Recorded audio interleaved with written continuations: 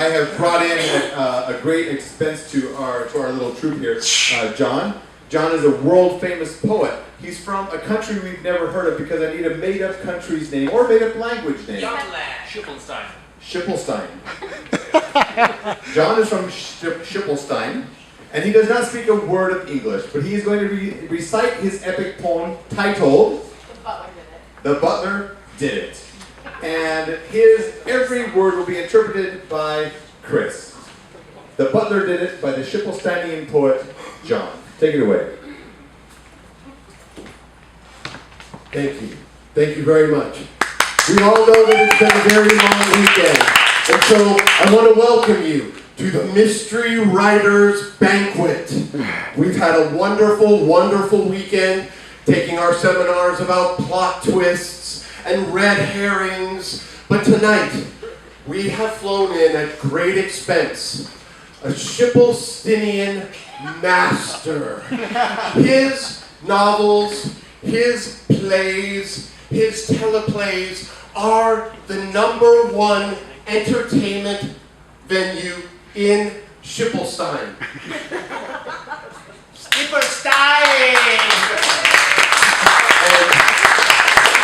And we've gone into the petty cash, and we've given him a wonderful stipend. We got him a room at the resort, and so now he is here to recite the poem that won him the Schippelsteinian Medal of Honor. His name is Yorash. His name is Yorash.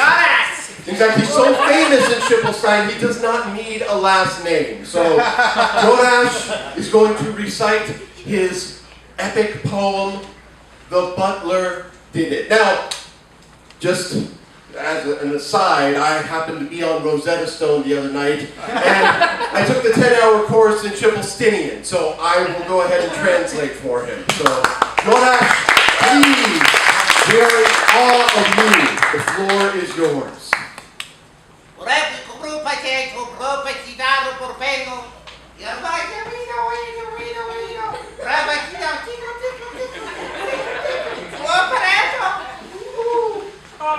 It was a dark and stormy night at the daycare center.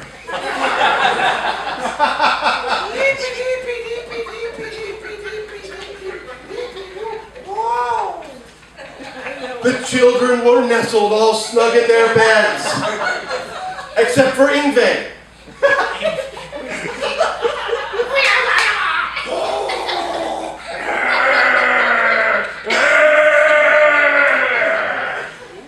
Unbeknownst to everyone at the daycare center, Ingve, also known as the problem child, had been possessed by the spirit of a serial killer.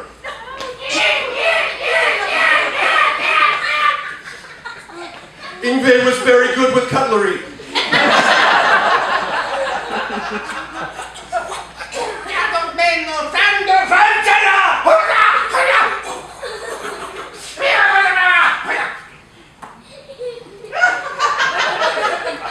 And even though he was full of sound and fury, his knives nearly touched anyone.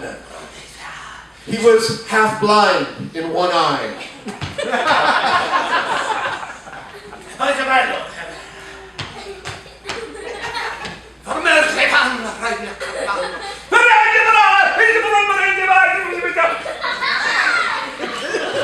Which was fortunate to everyone in the daycare center, especially the daycare center teacher, Miss Snodgrass.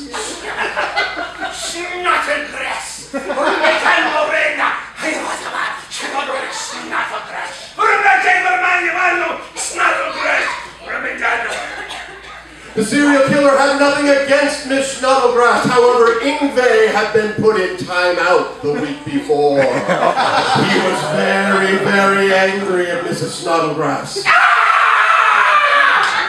He often lashed out.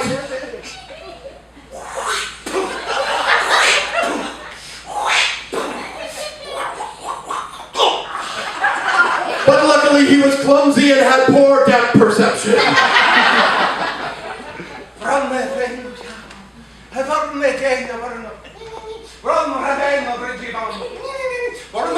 Wrinkle, wrinkle, inside.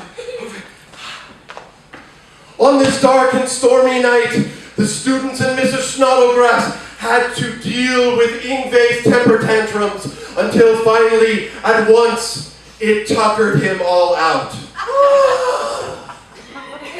So a fine nap time was had by all. The end.